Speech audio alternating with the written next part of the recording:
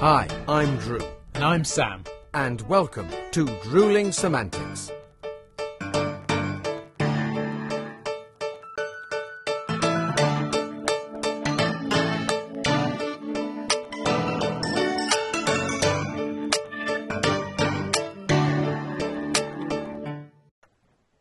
Morning, mate. How you doing?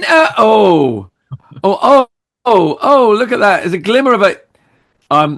You're not looking great, I have to say. I mean, as much as I look forward to seeing you, that's not a face that I was expecting. Thanks, mate. I have to say though, you've not been well, have you, mate? Oh, I feel like shit, mate. Absolute shit. But in the spirit of all things theatre, the show must go on.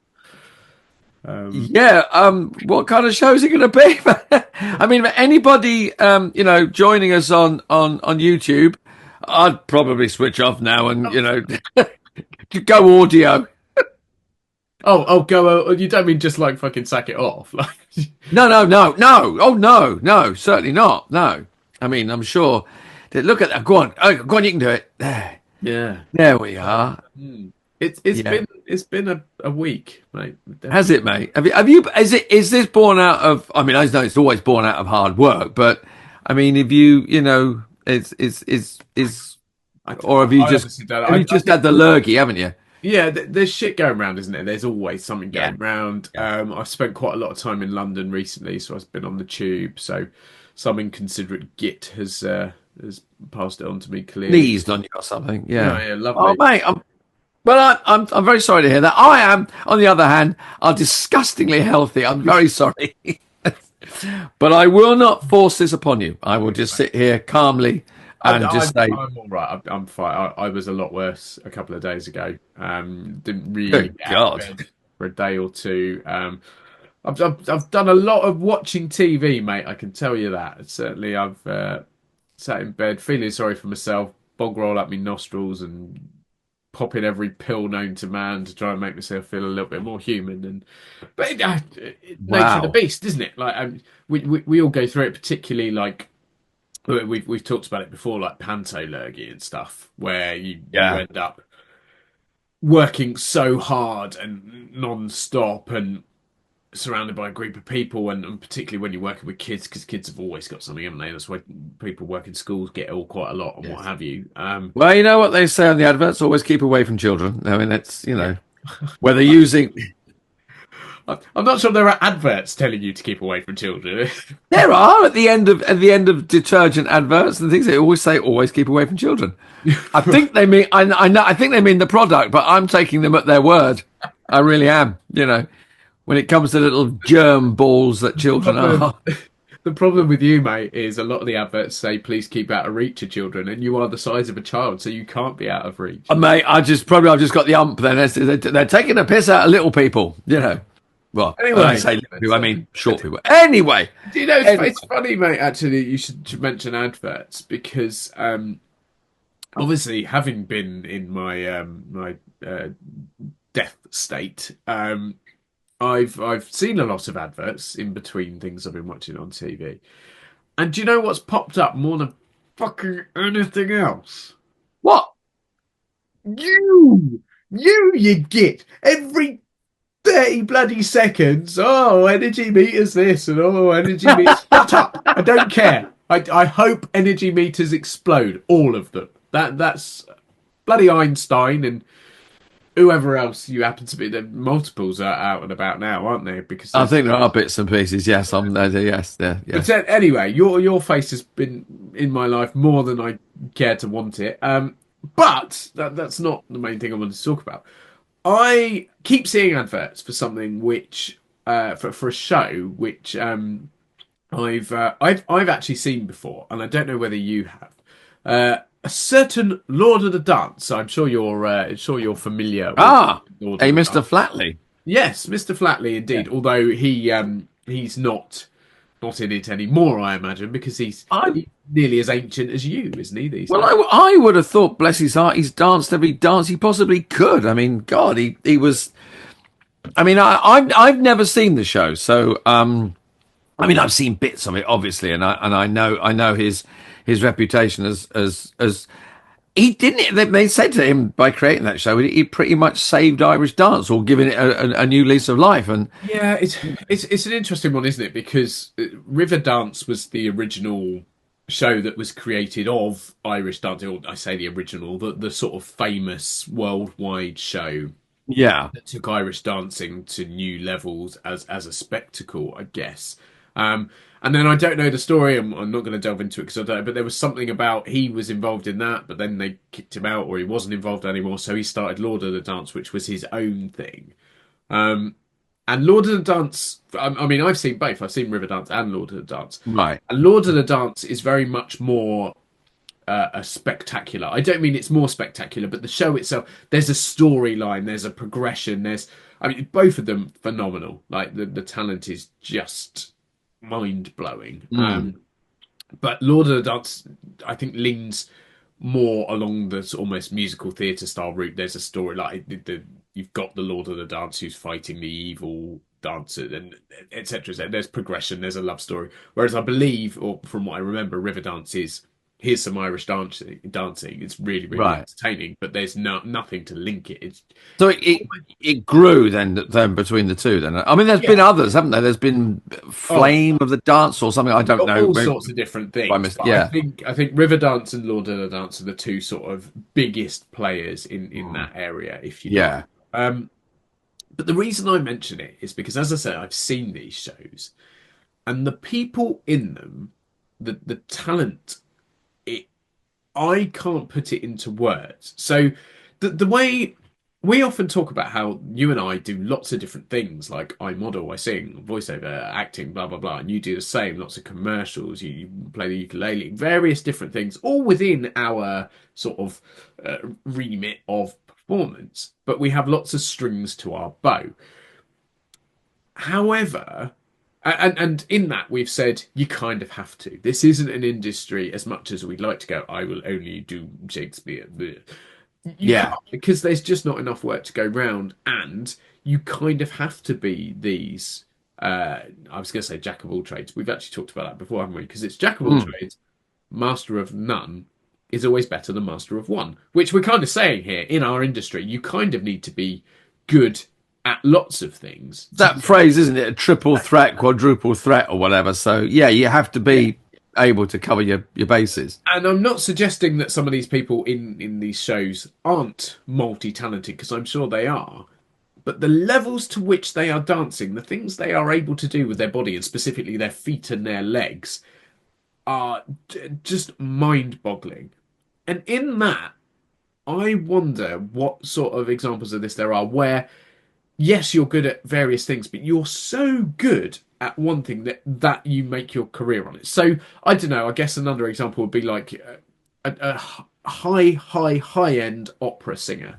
They might be able to do other things, but they are so good, like the elite, the best of the best, that is all they do. It's kind of like, I tell you what, think about sport. So I'm going to put it to football. I know we don't necessarily have lots of football fans out there, but I know you like football. When you're at school, there's always, or most boys at school, and probably maybe not modern generations quite so much, because now it's much more men and women and lots more interest and stuff. But certainly when I was at school, and I'm sure when you were at school, younger years, all you did as a boy was play football. There wasn't a lot else to do. Every lunchtime, run straight out and play football. That's my experience of growing up. Yeah. And there was always one kid at your school who was better than everyone else. And they were just like amazing, like mind-blowingly good. Might have had trials at school, played as a schoolboy for a named team. But then as you get a bit older, you sort of go on to college or what have you, or university, and then you're like, well, lots of people are good. Normally, the people that at school, they were the best. They go on to be fairly good. But then you've got the next level, and they are really, really good. And then beyond that, you go and watch football, and you're like sort of like non-league, and you're like, my God, these people are unbelievable. Then you go to professional, and you're like, Jesus, that's insane talent. Like watching a top Premier League or European football match and the speed of it moving around and what they're doing. And then you've got your Cristiano Ronaldo's, Lionel Messi's, Pele's, Maradona's, who are so above and beyond that level that it's not possible to get there. It's sort of like an ingrained talent and natural ability and just beyond normal scope that they are the very best, like untouchable. And that's how it sort of feels to kind of the lead dancers in Riverdance, Lords of the Dance. They are so good that you kind of like, it doesn't matter how much I work or how good I am. I could be the best in my school, the best in my class or my club or whatever, and go, best in the country. You're still never going to touch that top elite level. Like that, I know I'm not really making a point here, but it just blew my mind watching these. No, I think you're right. I mean, you were dialing it back a little bit. You said, when you get something that you're really good at. I mean, like you, like all the kids at school, I played football. I was good enough to have some fun at it and play for the school team or whatever. After that, obviously there were those guys better and better and better. And you look at it, you go, okay, but what am I good at? And I could act, I could do that. So that became my specialty, was to act. That's what I was going to make my career as. And there are those, and you look at someone like Riverdance and the dancers in that. At some point, they've gone, I'm really good at this. I could make possibly a living doing this. Yeah. But when you get to that, and an opera singer, it's kind of specializing. You have to specialize. You have to go to be that good at something that is incredibly skillful, incredibly demanding. You have to be, I think, single-minded and go, right, that's it. You also have to know, or someone somewhere says, you really can do this. You really are very good at whatever age that is, that you then gives you time to go, I'll specialise. That's it. I'm just going to be an Irish dancer. Now, those guys out there, they're wonderful dancers. They're fabulous tap dancers. They could probably dance in other sorts of shows. But to get that good, to be a Michael Flatley, you've got to dedicate your life to that. And I think it's that. It's not the dedication. I think it's the single-mindedness. I mean, we're dedicated to what we do. We work very hard at it, and we're good at it. But there's a one thing. It's like triple, quadruple threat. Those guys are one threat. They perfected the art, and it is perfecting. I think it's. You look at someone look like an opera singer, and you think their whole body, their whole lives, their whole way they live their lives is to train, to practice, and to maintain that the height of their career. The best of the best. I mean, much could be said that you have to. When we've talked about it in the past, you have to maintain. For us to be good at one or two or three things, you have to look after yourself. You have to practice. You have to keep on top of the latest trends. You have to watch shows. You can't just sort of sail along. But those guys, whatever their discipline is, they're single-minded. It's perfection. It's like like a football. It's like a tennis player who spends hours on a court just serving for hours on end, so they know they can put that ball within a 6-inch square on their opponent's side of that. They will land that every single time at that speed. Yeah. And that's like the guys who are dancing. It's like an opera singer who hits that note perfectly every single time, effortless. It's no good doing it once a day. They've got to do it 8 times a week, in whatever circumstances. Is there anything? I know there's one thing for me, a little thing, but is there anything that you've ever thought, I wonder if I could do that? I wonder or you'd go, I wish I'd done that, or I wish I could do that. Is there anything? I mean, it may not be performance related, but do you think is there one thing you think? I don't know. I mean, I always wanted to play football, so that's in there. Yeah. I was never good enough. I was good enough for maybe regional level, never anything more than that. But when it comes to sort of work related performance, I'd love to be a good dancer. I'm an okay dancer. I can follow choreography, and I get by, and I'm musical theatre trained, so that's kind of where my background lies. But Yeah. I try to learn tap. I'm not very good at tap at all. That, funnily enough, having spoken about Laws of the Dance and River Dance, that would be the one thing. That's the thing that I kind of go to myself. I wish I could do that because I just find it so impressive. I guess that's sort of, is it an arrogance thing? Is it like I want the attention? But it's the thing that I've possibly been most impressed by from watching. So I mean, you're always impressed by various things. Yeah.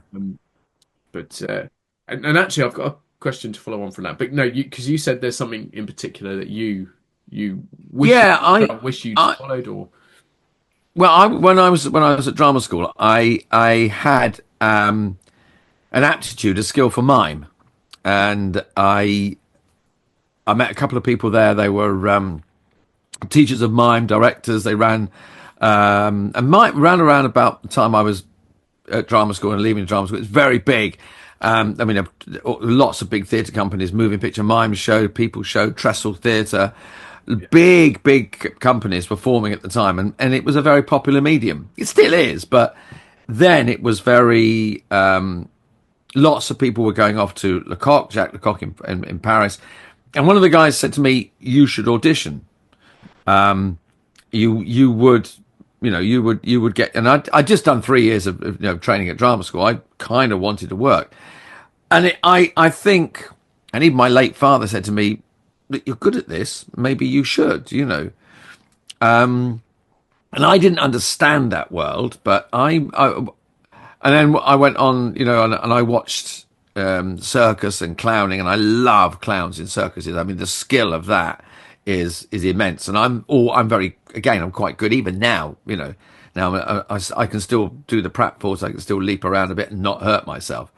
So yeah, I think I would have liked to have done the mime / clowning thing, and I think I watch it now, and I see people that are good at it, and I think, that's something I would have liked to have got really good at that. Where it would have taken me, I don't know. But yeah, that's something that. Okay. Do you know, it sort of made me think a bit what I wish I'd done or been able to do. I wish I'd pursued stunt work a bit more. Interesting. So, as you know, I still do stunt work. I work with independent stunt teams, but I'd have liked to be part of the British Stunt Register and done it properly. My issue was, I don't have a specialty martial art, and I think that's something that's on reflection. If I'd done that as a child, maybe it would have come through now. But it's very difficult not to progress if you haven't started that early doors. And equally, the financing behind it to be able to train, and because my specialties would be driving as one, and it's just so expensive to get to that point. So I was never in a position to do that. So that's maybe something I wish I could have followed on a bit more and ended up a bit higher end in it. But like it's not something that I go, oh, I wish I had, and I passed up an opportunity. That's one where I kind of go, it would have been nice to have the opportunity, but I literally didn't. It's not something that I kind of missed out on for reasons of my own fault or choices or what have you. So I mean, if had I gone to Lecoq in France, I mean, that would have been 2-3 years training. Also, it would have cost a shed load of money, and my parents were already supporting me through drama school, with grants and things, but they were supporting me a lot. But the other thing as well, I would have had to learn French, which is no bad thing, but because the whole course is in French, they don't work in English or German or whatever country you come from. They work in French. So that would have been interesting, and I think a side skill you would have gained. Yeah, I mean, I probably would if had my thinking been there. I think I would have gone, right, I'll take a year, I'll learn French, I'll save some money and go. And that kind of was in the background of my mind, but then I luckily, the God smiled, I got some work, I got some more work, I got some more work, and it kind of never happened. But I still, I mean, I did some training and some classes and kept it going, but yeah, I was thinking, I wonder what if and I thought, yeah, maybe that's something that you look back a little bit, not with regret, but with interest, as such, like, yeah, that would have been interesting to do. So I said there was a question that sort of popped into my mind. Yeah. And I don't know whether it's relevant or interesting, but I'm going to ask it anyway. I'm ill. I'm allowed to do these things. Go, mate, go. Thinking of Lord of the Dance, River Dance, dancing in general as a performance art, is it the only measurable competitive skill within performance? Like, don't get me wrong, we've got various award ceremonies, the Oscars, we've just had the BAFTAs, etc., where people are commended for incredible performance. You can measure shows in box office and films and TV and stuff in the same way. There are records, for example, things like Mousetrap being the longest running play, and I think Les Mis is the longest running musical. Is that right? I think, yeah, probably right. Yeah. But dancing is the only, or certain dancing is the only one that springs to mind that there are it can be like competitively marked. Not necessarily the shows that contain dancing in them, but is it the only competitive skill within our industry that is there is almost a numeric value and scoring and whatever behind? Again, random thing, but I've never. It's interesting you use the word competitive. I mean, is it? I mean, it's kind of scalable, isn't it? It's like you. But then again, there are so many disciplines within dance that. Well, yeah, exactly. Compare one dancer to another. You've got you've got someone who specializes in tap and someone else who's a street dancer, someone else is a jazz dancer, someone else is bad. I mean, where do it's kind of, but I mean, I suppose general. I don't know. You can quantify it, can't you? Because you say, well, can you do a high kick? Can you do this? But well, the only reason I asked is because thinking about it, I think it's the only thing where you could be a world champion at something which benefits you directly as a performer. Because you could be the. Oh, I see what you're saying. Yeah. Because you can't be a world champion singer. You can win singing competitions, and you can I don't know, hit the highest note or have the longest note or whatever. There are things like that. I see what you're saying now. Yeah, a performance art that is competitive. Probably dance might well be. I mean, I guess maybe we were talking about circus. You could look at gymnastics leading into circus performing.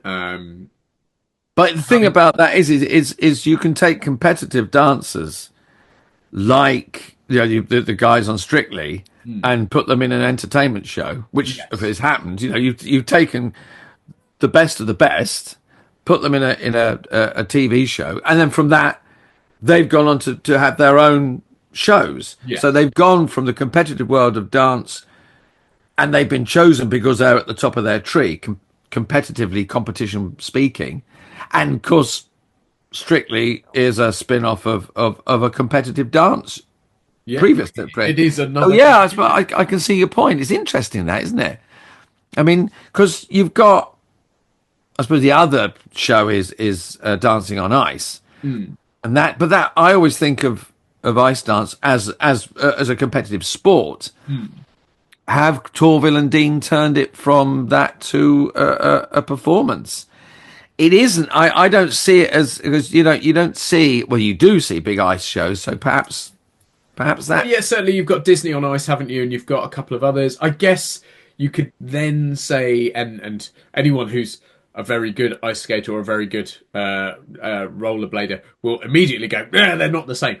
But we've got Starlight Express, haven't we? I was going to say, yeah. It's probably the only example of roller skating, or certain, like, theatrically, I can think of. I'm sure there have been others, but it's certainly the only one that is globally known, surely. Yeah, I mean, there are speciality acts, roller skating speciality acts, but that's not a show per se, but it's an act. But It's not a full blown musical, Yeah. stage performance. No, In that, and as you say, you get these big arena Disney on Ice and what have you. So there are those performance things, but I think I can't think. And feel free, people, to comment, message us, do whatever. Like, if you think of something we're missing here, but I think dancing is realistically the only one that really, because Starlight Express is the only example of roller skating I can think of on stage, and then something like Disney on Ice is the only example, and then you've got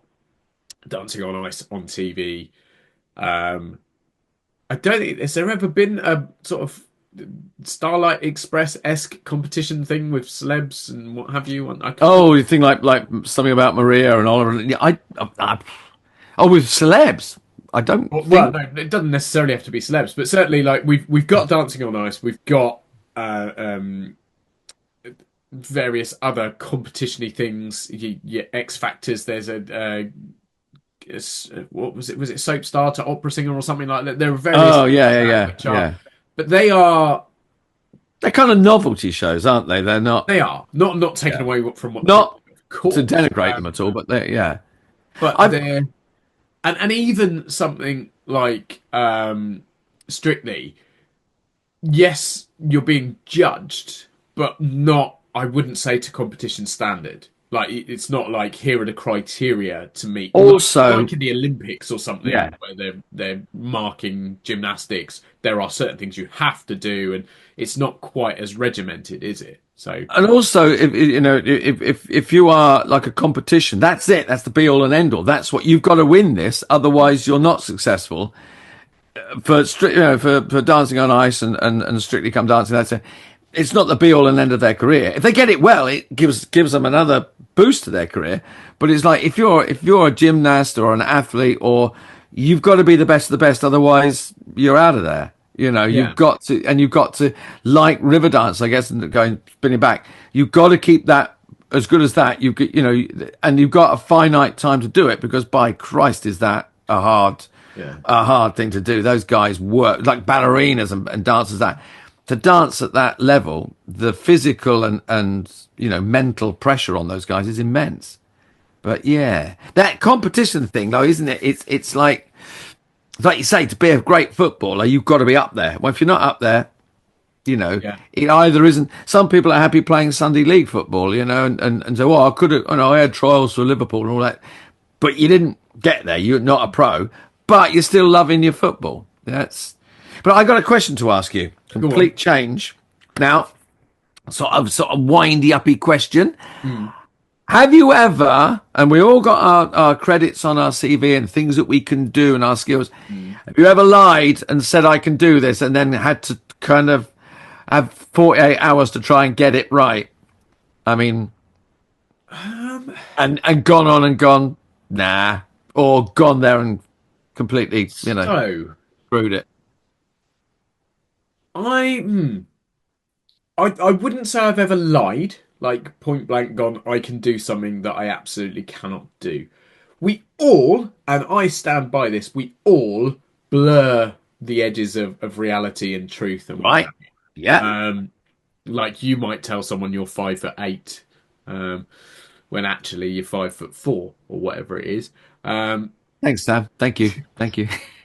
Mind you can turn up and say that. If I said I was 5'8", 5'9", walked in the room and go, that guy's 5'6", and a half. But yeah. But no, I wonder, because I mean, I know people. You hear celebrity stories saying, "Oh, I once said I could ride a horse, and I turned up, and I'm terrified of horses, and I got on it, and blah." But 2 weeks later, I was offered the job, and it's like, Well, there are a couple of good stories around that. So, and I'm going to keep these super anonymous. And this one I'm not even going to go into full depths with, but certainly you and I have a mutual colleague, and you will know who I'm talking about when I start telling the story, who did panto with a well-known pop star, who all through rehearsals, it would get to said person's song and they'd be like, right, I'm just going to mark it, or I don't, my throat's not great today. And you know the story, don't you? You know what I do know the story, yes. And it went on and on and on, and they basically got to like a couple of days before opening, and the director was like, right, you are actually going to have to sing it. Like, we actually haven't, in all these rehearsals, we haven't had a chance to sing a song. And said pop star broke down and couldn't really sing live. Had like been auto-tuned all their life. And so, yeah, that's not necessarily lying on a CV, but that is hiding behind something, I guess. Yeah. I once said I could. I once said I could drive, and I couldn't. Oh yes, you've told. Yeah, yeah. And I turned up and I think I've told this story before, but I turned up and had to drive a Rolls Royce, and I couldn't even reach the bloody pedals. And I'm sat in this dirty, great big white Rolls Royce. Thankfully, on a beach, there was nothing to bump into. Yeah, but I got into the car, and it was wonderful because the cameraman looked at me and went, "You can't drive, can you, mate?" I went, "No." And he just went, put your foot there, turn that. And he said, and do that. And the cameraman basically gave me a 5 minute. And he said, I'm just lining the shot up with Andrew here. And he said, you might get away with it. And I started the car and I stalled it and blah. And I got it to move with no one's more surprised than me. And in the end, they went, oh, don't worry. You don't have to drive it. You just have to look like you can drive. And we're going to put a stuntman in because it's X tens of thousands of pounds worth of roller. I didn't have to do it. But by which time I looked like I could drive. Yeah. That's all I had to look like. I had to be a chauffeur. I had to look like I could drive, by which time, I can blag that. And thanks to the cameraman, I did. And at the end of the day, we went back to the hotel. We had some filming to do the next day. And I went up to the bar and went, you don't buy a drink tonight. I buy you a drink. You don't buy a drink. And he said, well, you can't drink, mate. You're driving tomorrow. And it was I said, no. But yeah, he black. That's not a huge skill, but it could have been worse if I'd have been driving on a road or something and didn't have a kind cameraman. Something that I have done in the past is sort of not lied, but maybe not been quite so specific about where I've been based for jobs. Oh, yeah. Yeah. And I think, again, everyone does that. Are you based in blah, blah, blah? Well, no, I'm not. But for this job, I'll make myself based there. So you just say it. Like, it's one of those weird stumbling blocks that you kind of like, look, that's my problem to deal with, not yours. I will make sure that it works. But I'm not going to say no now and discount myself immediately. So that's definitely one. And another, funnily enough, linked back in with a lot of the stuff we've been talking about, I know someone very well who was in if not the original, one of the original like early days casts of Starlight Express. And I'm pretty sure this story is true. I'm not going to stand 100% behind it because it wasn't me, so I can't say it firsthand. But these days, I don't know if people know actually, if you were to land a role in Starlight Express or certainly become part of a team who are performing Starlight Express, they do skate school, don't they? So you don't have to be able to skate beforehand, because they're obviously looking for skilled singers, dancers, movement, whatever, performers. But if skating is not something you've done a lot or you're not able to do, it's actually not an enormous issue unless you are completely incompetent and can't learn it, in which case then it's a problem. But they do they crash course, forgive the in skating. However, as far as I'm aware, and from what I've been told, that was not the case early doors. They were looking for people who could skate. And said person I know could not skate, but applied to be in Starlight Express, landed an audition, and had to very rapidly teach themselves to skate in the few days they had before said audition, and ended up touring the world with it. So, which obviously, but yeah, so that's probably quite a big lie at that stage. But I mean, it's a CV, isn't it? Like, it's certainly not unique to our industry. People worldwide have always lied on CVs. I guess it comes down to how much it's a lie and how much it's bending the truth. Like we said, you're not able to apply for something saying, yeah, I'm 6'5", because you can't turn up and fake that. But you could say, oh, yeah, I've got black hair, and dye it. Like, so there are different levels to it. But No, there's a very long, convoluted way of answering your question and say, have I directly lied? Probably, but not regarding something that I was going to turn up and look a fool. Yeah, I other than the sort of location-y things, I can't think of an example. Right. But other than driving, have you got any in you that sort of spring to mind? No. I mean, I've put things down that that you used to be able to put skills down and go, beginner, intermediate, professional or whatever. I mean, there's a couple of skills that I can do, and then I've had to go away. If there's given enough time, I could brush that up. I could get better. But I wouldn't do it now, because you'll get caught out, and people want you to be able to do it. I mean, so many casting breakdowns say you have to be able to do this. And very often I as you know, I enjoy a bit of DIY, and I've worked on a few. I've worked backstage a few times, and I've worked on a few exhibitions and shows. And I can handle tools and that. And I auditioned. I applied for one. It said hand tools. You have to be able to use an electric drill, competent with a screwdriver. Basic DIY, but you have to look as if you do it over and over and over again. I thought, yeah, that's no problem. I turned up, and there was a lathe, and I thought, hang on, you said hand tools, no, I'm not doing this for the very reason is it would be dangerous, I would be risking my fingers and face, and I'm not doing that, and I did say to the guy, hand tools. He said, oh yeah, there's some of those, but you got out. I said, no. So there was a kind of, lying both directions there then. Yeah. The lines were blurred. I was quite honest. I said, yes, I can do that. When I got there, I went, no, I can't. But you never said that. No. It's like saying, must be able to ride a horse, and they're expecting you to be a bloody rodeo rider. It's like, yeah. But, can you drive? Yeah. Please fly this plane round the corner so we can film it. Yeah. Exactly. Yeah. It works both ways. I would say it's far more common for performers and general public, anyone, to lie on CVs than jobs like not alluding to what's going to happen. Yes, I think we're probably far more guilty of it than production. I think more guilty than the production companies. Yeah. Yes. So, well, there we go, mate. We've been around the houses and dropped in on very unrelated neighbours today, I think is the way to... I think so. And I have to say, Sam, that obviously was a good, interesting chat, because you're looking a little bit brighter than you were. Well, I mean, I think I've just got to stop talking. I think the minute I sort of stop, I'm going to again. Oh, right. But okay. I tell you what, mate, I will not. I'm making a promise here, and I hope it's not lying on my CV. I will not be ill next week when we are joined by a very entertaining guest. Ah, good man. Yeah, I can't wait for that, mate. Yeah. It's going to be a good one. Been waiting for this one for a while. People, make sure you tune in, because, you're not going to want to miss it. Aside from that, everyone have a good week. A better week than me, certainly.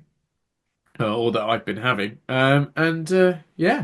We'll see you next time, I guess. Absolutely. All right, look after yourself, Sam. Cheers, mate. And you. Speak to you later. See you later, everyone. Ta-da. Bye, everyone. Bye.